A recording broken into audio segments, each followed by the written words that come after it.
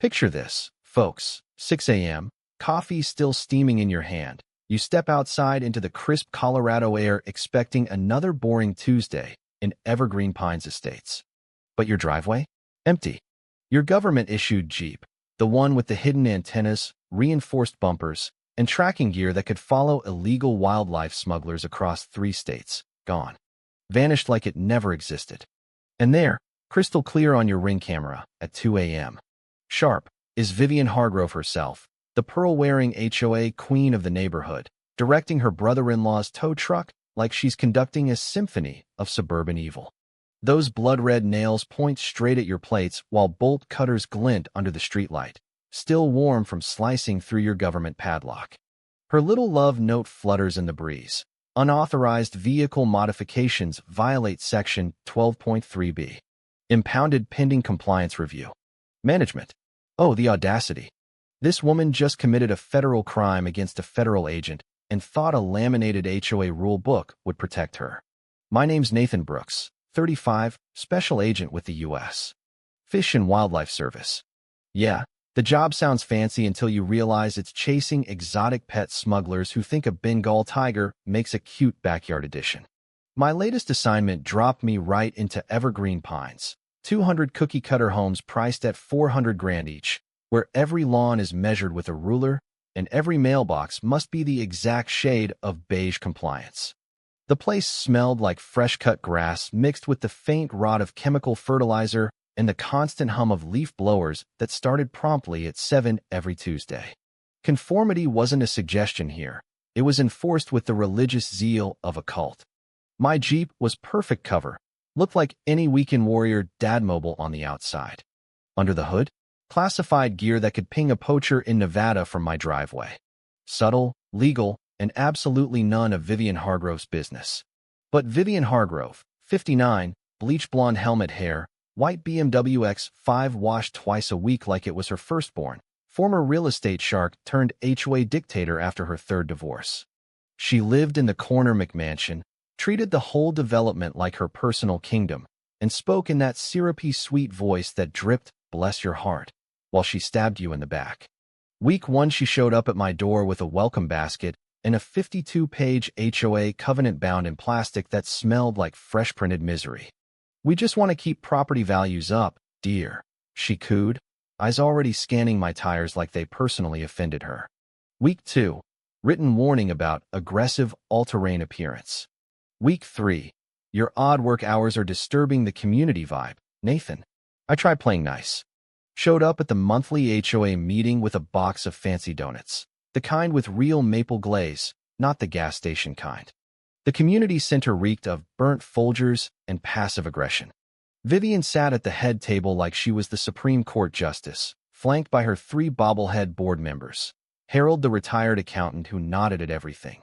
Yoga Nancy, who looked perpetually confused, and Pete, the insurance guy, who never looked up from his phone. I explained my job, showed the federal registration sticker. Vivian smiled that tight little smile and said, "We'll take it under advisement, dear." Translation: prepare to be bled dry. Things got personal at the annual block barbecue. Charcoal smoke thick in the air, kids running around, everyone pretending to be best friends.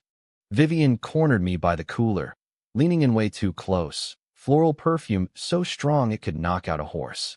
"You know, Nathan, a strong man like you must get lonely on those long stakeouts." I politely deflected, turned back to my investigation notes on my phone.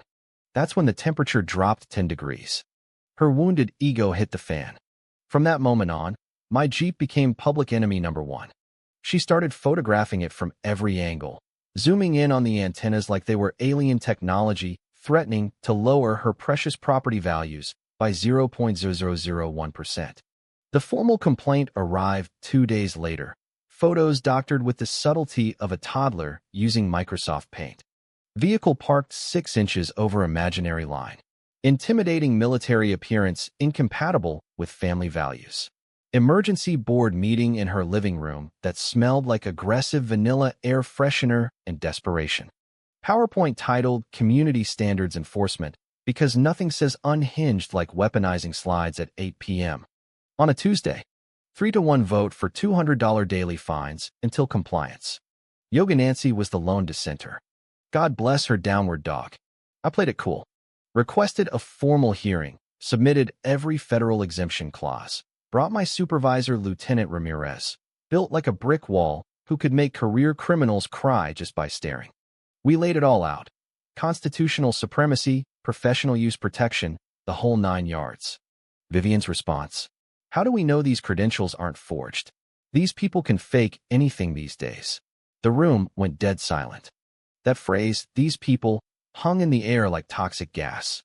The whisper campaign started before I even left the driveway. But here's what Queen Vivian didn't know. Every single interaction was being recorded. Every illegal fine documented. Every snide comment saved. Because when civilians start interfering with federal operations, we don't just get mad, we get methodical.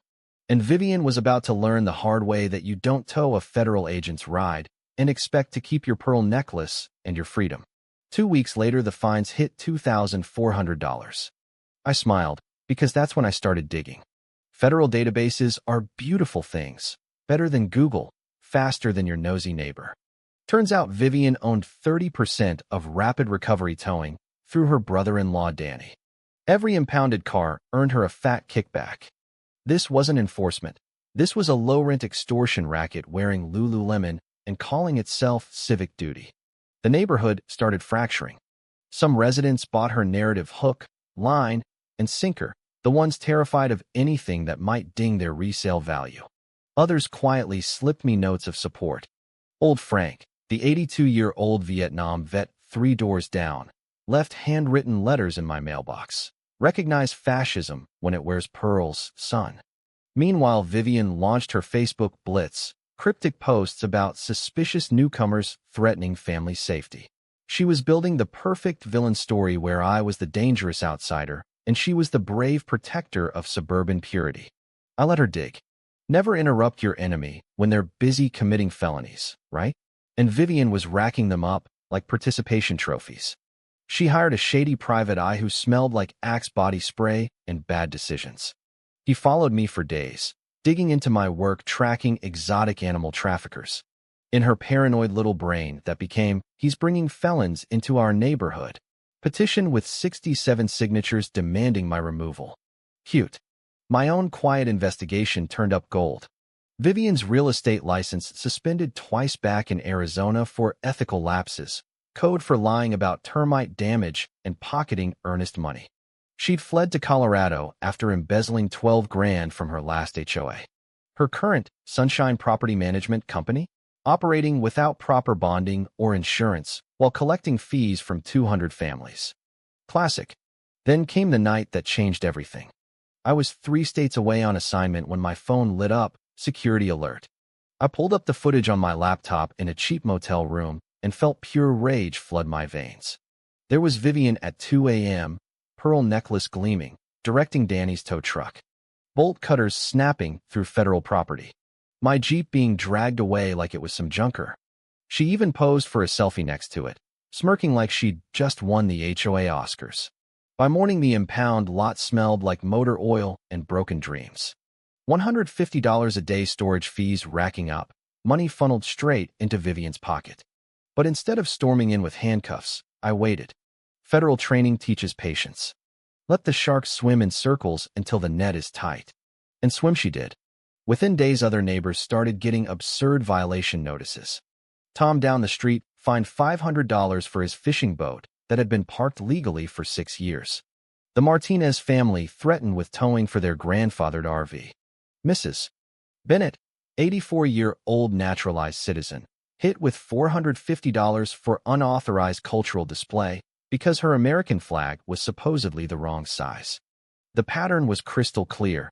Anyone who questioned Vivian or owned something worth towing became a target.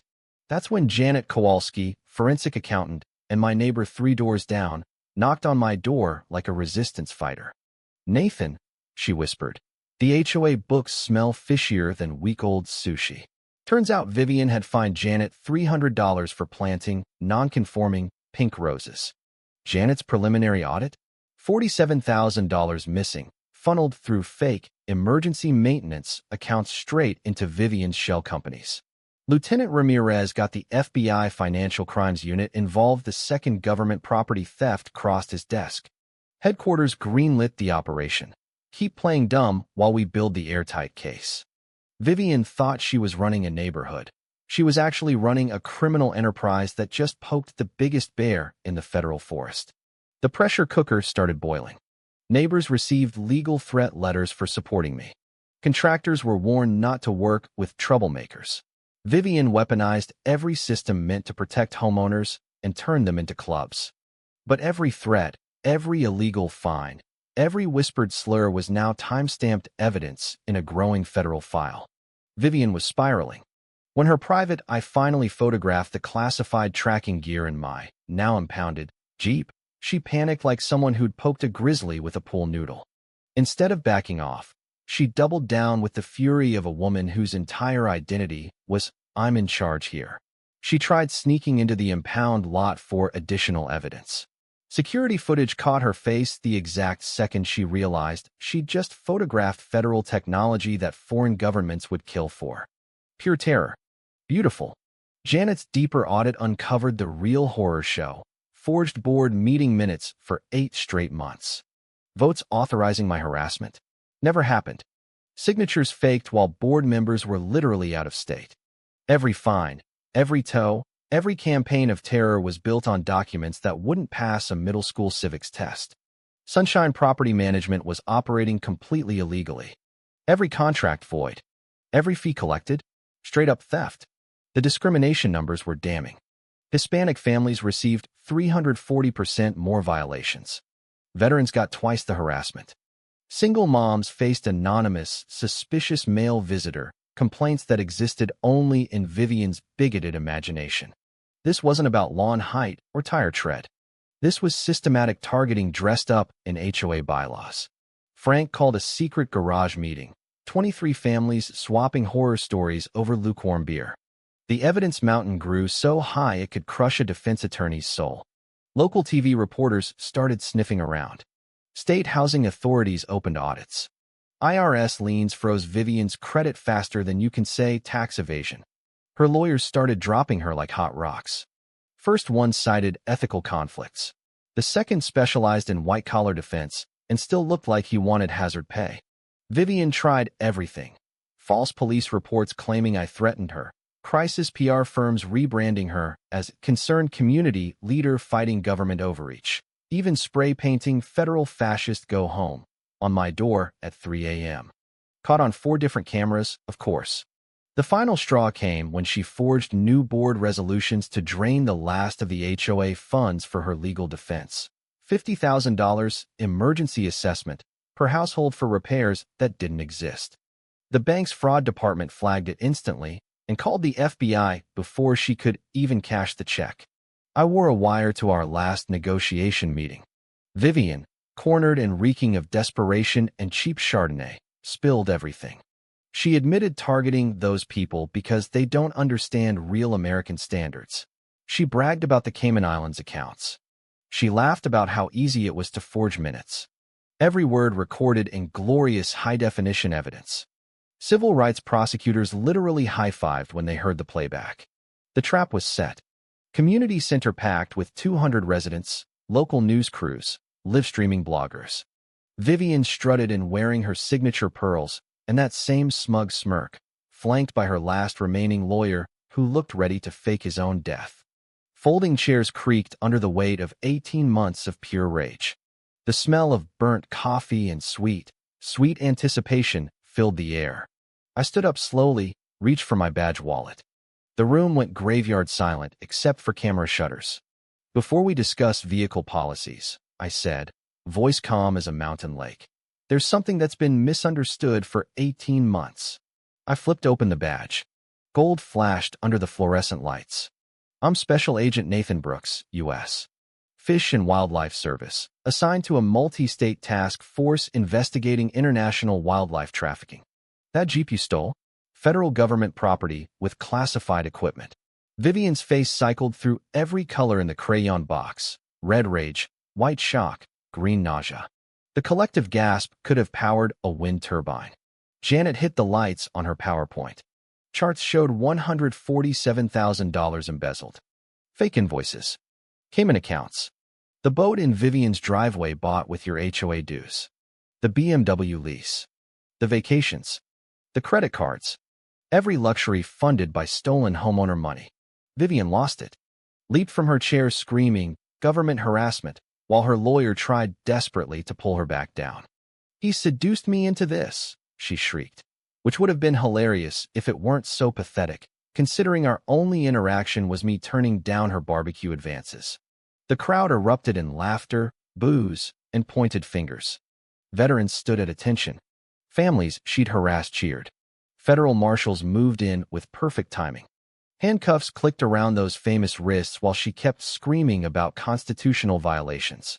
23 felony counts rang out like church bells: wire fraud, mail fraud, civil rights violations, theft of government property, obstruction, money laundering, RICO.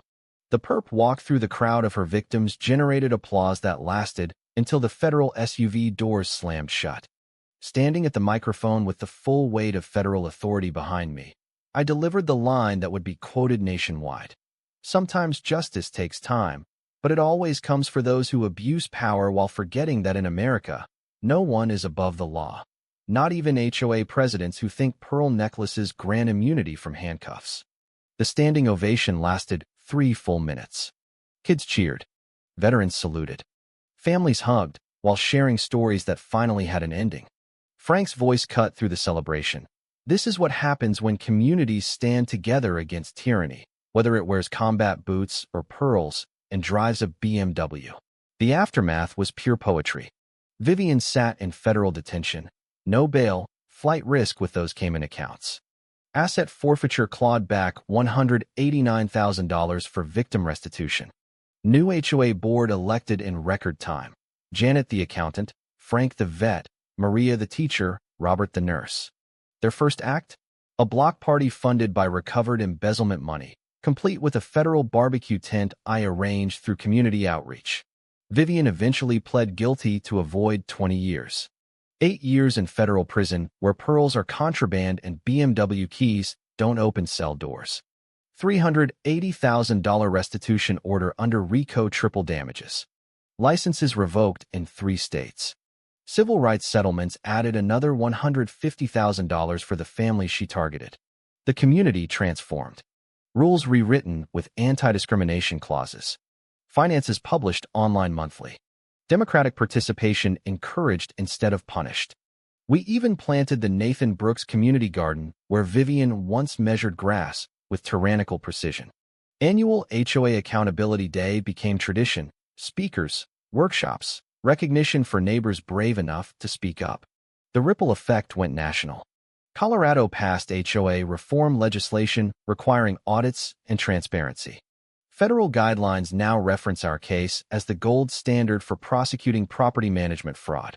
My congressional testimony helped close loopholes that let predators like Vivian operate for years. Netflix even made a documentary, The HOA Files. 1 year later, mysterious packages started arriving from prison, handwritten apologies on institutional stationery that smelled like regret and industrial cleaner. Vivian's confessions opened new FBI investigations into nationwide HOA scams. Today, Evergreen Pines is thriving. Property values up 12%. Zero discrimination complaints.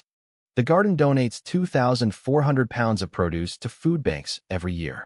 We're a national model for democratic neighborhood governance. And me? I stayed. Turned in my undercover gear for a desk that lets me coach the next generation of agents. Janet and I even started dating.